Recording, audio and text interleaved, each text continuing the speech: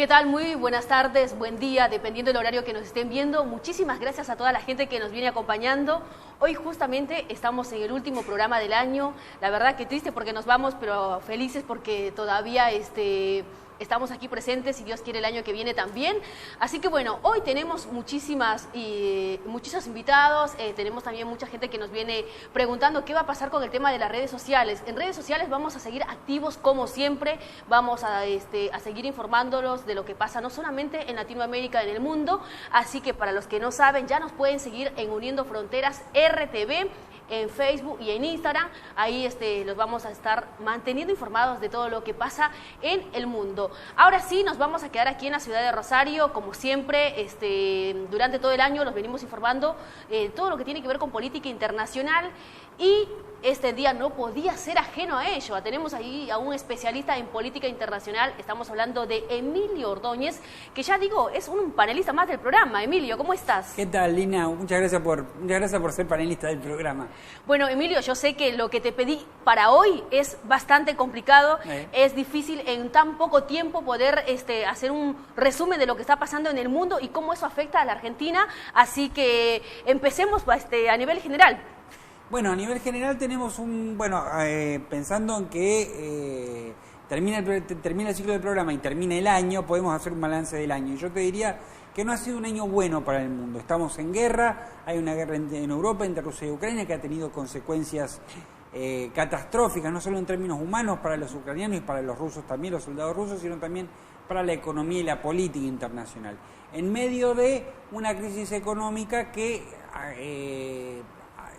abarca al globo y que se caracteriza en particular por la suba de precios y la inflación a nivel internacional y el riesgo de una baja de la actividad económica también a nivel mundial. Esto afecta necesariamente a precios de petróleo, a precios de gas, a precios de las commodities energéticas sobre todo. Esto ha afectado tanto a países centrales como a países periféricos o de mediano desarrollo, como es nuestro caso. O sea, nadie queda ajeno a esta crisis. De otro lado, por último, para ir terminando el pequeño resumen en general, también tenemos una cuestión en el marco de la lucha hegemónica entre Estados Unidos y China. Este año tuvimos una seria discusión que pudo haber llegado a mayores con la cuestión de Taiwán. Estados Unidos, que reconoce al gobierno de Pekín, pero que mantiene relaciones con una isla que China considera como parte de su territorio, como una provincia rebelde.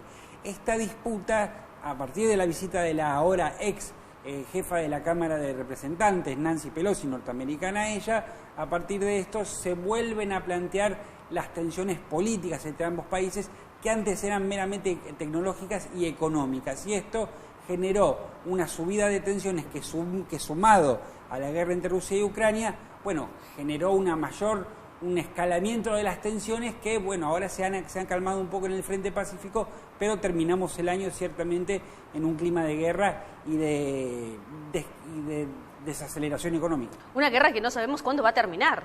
No hay planes de paz, no hay conversaciones de paz, ni siquiera está la perspectiva de que eso suceda. En los últimos días, en las últimas semanas, comenzaron a aparecer voces desde Estados Unidos, de ciertos sectores del ejército norteamericano y ciertos sectores políticos, en torno al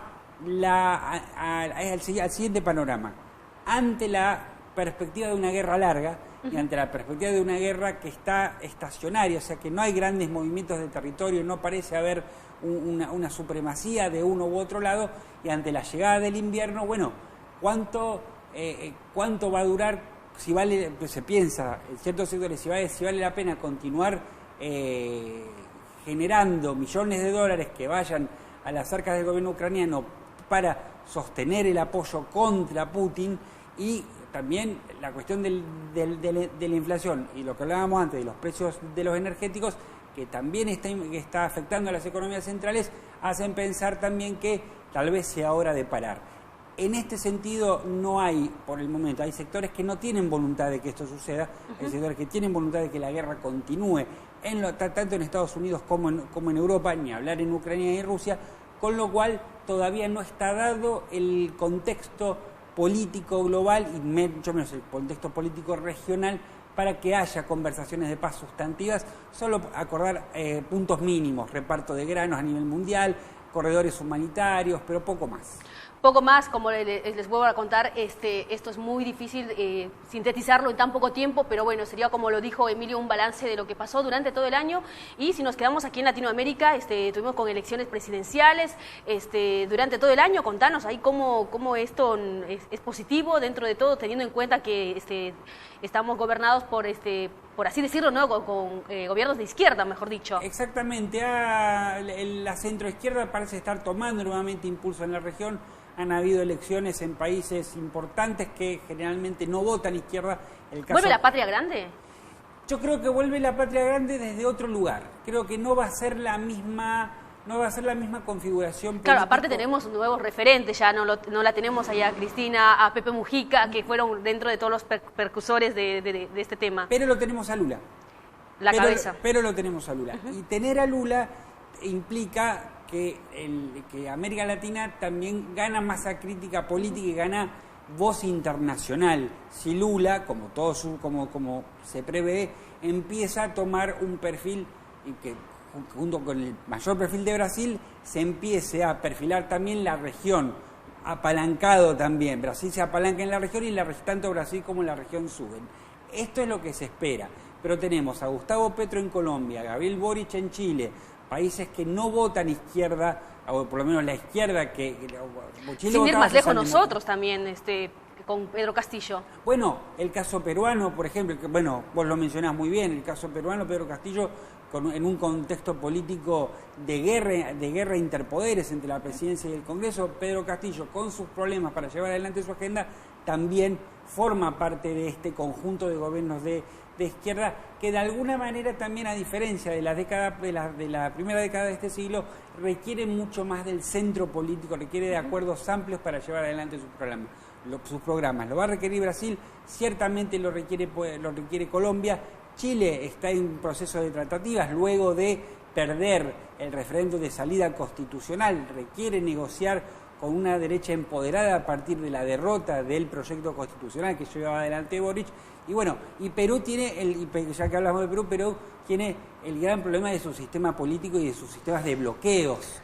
Tema, Perú. Es todo un tema. Es un tema aparte. Sí, señor, es un tema aparte, totalmente. Pero bueno, ya para los que quieran seguirnos, también vamos a estar en LT3, ahí nos pueden escuchar de 22 horas a 0 horas de la noche, así que por ese medio también nos pueden escuchar ahí en Futuro Regional, que estos temas también los tratamos. Bueno, quedándonos aquí en Argentina, cómo todo esto, lo que pasa en el mundo, lo que pasa en sí en Latinoamérica, cómo afecta a la Argentina, positivamente, negativamente, ¿cómo lo ves? Ciertamente Argentina todavía no es, como Argentina no es productora de insumos energéticos, pues todavía es tomadora de precios y requiere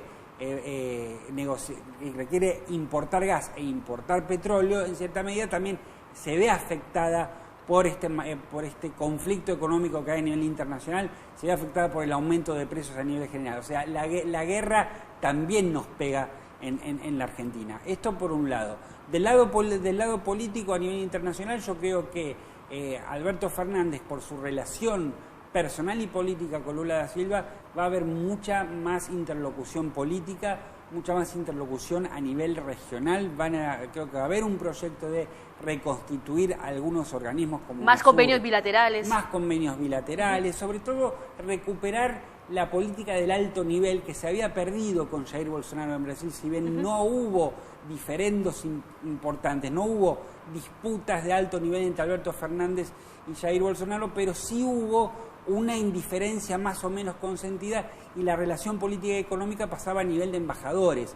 Esto va a cambiar con Alberto Fernández y con Lula da Silva y creo que va a ser un gran impulso para la región. Una región que no solo ahora tiene cuestiones de logística y cuestiones políticas y económicas, sino que también tiene la cuestión ambiental.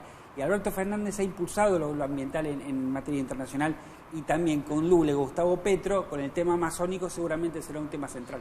Bien, la última, para cerrar. Rápido. Algo que me pidió acá nuestro productor, con el tema de la inflación. Nos preguntamos por qué otros países, centrándonos en Latinoamérica, no tienen inflación como lo tiene Argentina. En caso de Brasil, al contrario, una deflación.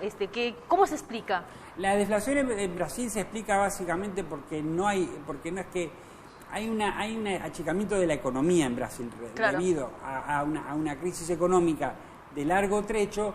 en el cual el crecimiento es menor, pero la inflación es menor, pero esto no implica necesariamente que haya un crecimiento de la actividad económica. Significa que se ha achicado la torta económica. En el caso argentino hay un factor local, la acción de sectores concentrados de la economía especulativos, que le suman mayor presión inflacionaria a la inflación que ya viene vía precios energéticos y gasíferos. Por lo tanto, hay un componente político en la inflación argentina que este gobierno está tratando de manejar con éxito moderado. Todavía ciertos sectores están muy bien apalancados políticamente y no parece por momentos haber una voluntad de cooperar por parte de estos sectores. Pero repito, deja de ser un problema económico para convertirse en un problema político, claro, que es justamente lo que hace que la inflación también suba. Emilio, como siempre, espectacular. Muchísimas gracias por estar con nosotros. Y bueno, y gracias y feliz año nuevo. Ya digo, feliz año nuevo, feliz Navidad, todos juntos, porque ya quién sabe cuándo nos volvemos a reencontrar. Ya está a la vuelta de la esquina en la fiesta. Muchísimas gracias por tu invitación y bueno, a disposición, Lina. Muchas gracias. Bueno, nosotros vamos a continuar con más Uniendo Fronteras y